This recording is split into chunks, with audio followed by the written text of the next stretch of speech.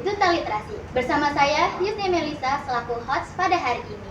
Episode ini merupakan episode ke-7, dan tentunya kami akan terus mengundang bintang tamu yang inspiratif, edukatif, dan kontributif. Nah teman-teman, pada penasaran gak sih hari ini bintang tamunya siapa?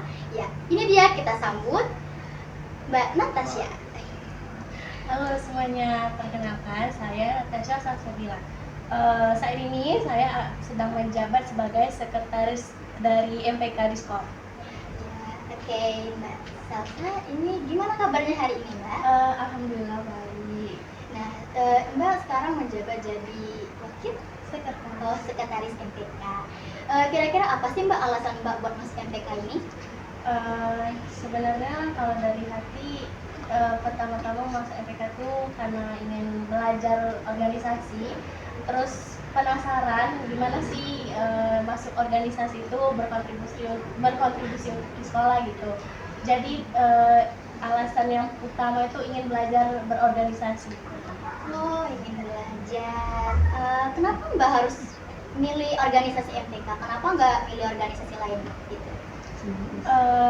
Karena saat itu kebetulan yang sedang buka rekrutmen itu MPK, dan saat itu Mbak tahu MPK itu tugasnya itu untuk menyerap dan mengumpulkan aspirasi dari siswa-siswi, terutama teman-teman yang ada di kelas, untuk disampaikan apa sih yang ingin dimauin sama mereka itu, apa sih sebenarnya keinginan mereka untuk kemajuan sama-sama ini.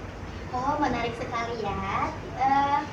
Di kegiatan MPK itu apa sih kegiatan yang menarik gitu loh, Mbak? Sebenarnya kalau dibilang menarik, tentunya semua yang dilakukan bareng-bareng teman organisasi itu menarik ya tentunya. Apapun yang dikerjakan kayak itu, contohnya rapat bareng atau musyawarah bareng gitu, atau dalam mengawasi kinerja OSIS dalam sekolah gitu, semua yang dilakukan bareng-bareng itu teman-teman keluarga organisasi itu menarik.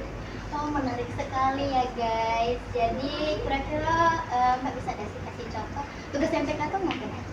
Nah, kayak yang udah Mbak bilang tadi, yang pertama MPK itu menyerap aspirasi siswa, menyerap aspirasi teman-teman di kelas dan seluruh siswa-siswi yang ada di sekolah. Itu yang utama. Terus yang kedua, kemudian MPK itu tugasnya membantu OSIS dalam menjalankan program kerjanya atau kegiatannya. Kemudian itu mengawasi dari kinerja OSIS dan apa yang mereka lakukan untuk memajukan sekolah ini dalam berkegiatan untuk di dalam sekolah ini, itu MPK yang mengawasi. Oh, ternyata MPK guys yang ngawasin. Nah, jadi Mbak misalnya nih Mbak ya, Mbak ada kegiatan belajar ini penting banget.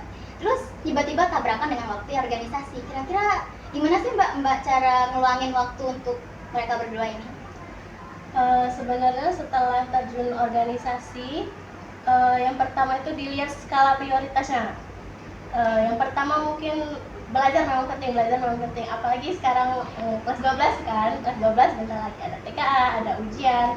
Jadi yang pertama itu skala prioritas itu penting. Kalau misalnya banyak tugas atau banyak kegiatan gitu, banyak persiapan untuk belajar dan segala macam, itu yang pertama diselesaikan yang itu dulu. Yang paling penting yaitu belajar sebagai tanggung jawab Mbak sebagai siswa. Kalau sudah semua tugas dilakukan, PR dikerjakan, semua sudah selesai, baru organisasi lanjut. Ternyata Mbak ini pinter banget guys cara meluangkan waktunya. Jadi mungkin segitu aja, dan saya berterima kasih banget untuk Mbak Natasha karena udah nguangin waktu bareng untuk podcast hari ini. Oke, jadi guys, sekian podcast hari ini. Saya Yusni Melisa selaku host, dan bintang tamu kita Saya Natasha Salsabila pamit undur diri, dan jika teman-teman ada mungkin kritik atau saran, bisa langsung ke kolom komentar, dan bisa langsung ke IG-nya Duta Literasi Semansa Tapa. Baik, terima kasih, sampai jumpa.